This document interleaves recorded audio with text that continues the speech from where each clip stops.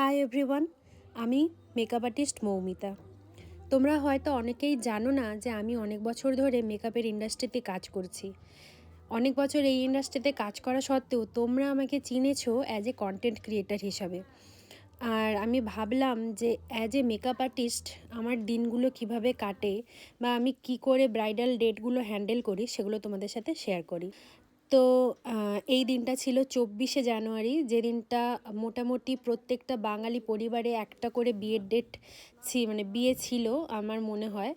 তো আমারও ওই দিন প্রচুর চাপ ছিল। স্টুডিওতে কয়েকটা পার্টি মেকআপের বুকিং ছিল, সেগুলো সেরে আমি চলে গেছিলাম আমার ব্রাইডগুলোর কাছে। ওই দিন আমার দুটো ব্রাইড ছিল। তো এখন আমি পৌঁছে গেছিলাম আমার প্রথম ব্রাইড প্রীতিকণাদির কাছে। এই ব্রাইডকে আমার টাইম দেওয়া ছিল বিকেল 3টের সময়। এরপরে আমার আরেকটা ব্রাইড ছিল। আর আমি চেষ্টা করি যে প্রত্যেকটা ব্রাইডাল দিনে দুটোর বেশি ব্রাইড না নেওয়ার।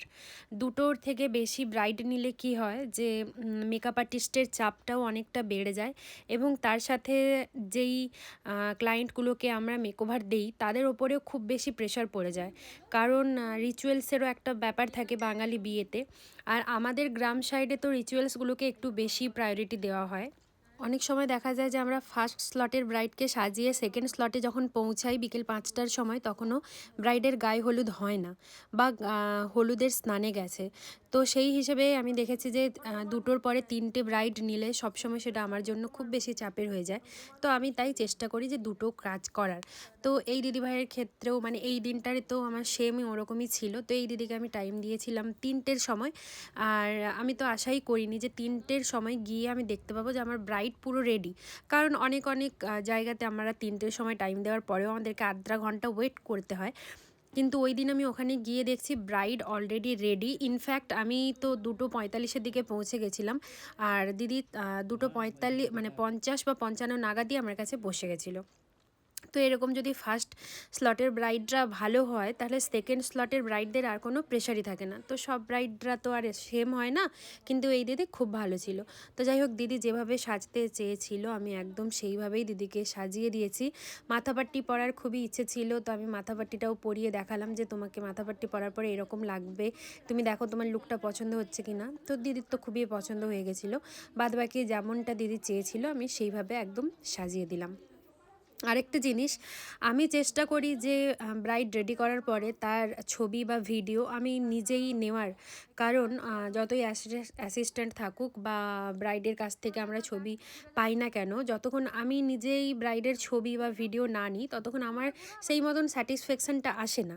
তো তাই জন্য আমি ব্রাইডের ছবি ভিডিও সমস্ত কিছু নেওয়ার পরে আমি বেরিয়ে গেলাম আমার সেকেন্ড লোকেশনের উদ্দেশ্যে। ফার্স্ট লোকেশন থেকে সেকেন্ড লোকেশনের দূরত্ব খুব বেশি ছিল না, ওই 20 মিনিটের মতন দূরত্ব ছিল। তো ওই ডিস্টেন্সটা আমি খুব তাড়াতাড়ি চলে গেছি, এবং গিয়ে আমি কি দেখলাম বলো তো, গিয়ে দেখলাম যে ব্রাইড তখনও গায়ে হলুদের স্নান সেরে আসে। ব্রাইড যদিও বা এলো, তার একটা রিচুয়ালস বাকি ছিল, তো সে আবার সেটা করতে চলে গেল। তো ফাইনালি যখন আমি তাকে হাতে পেলাম তখন বেজেছে 7:30। তোমরা ঘড়িতে টাইমটা দেখতেই পেলে।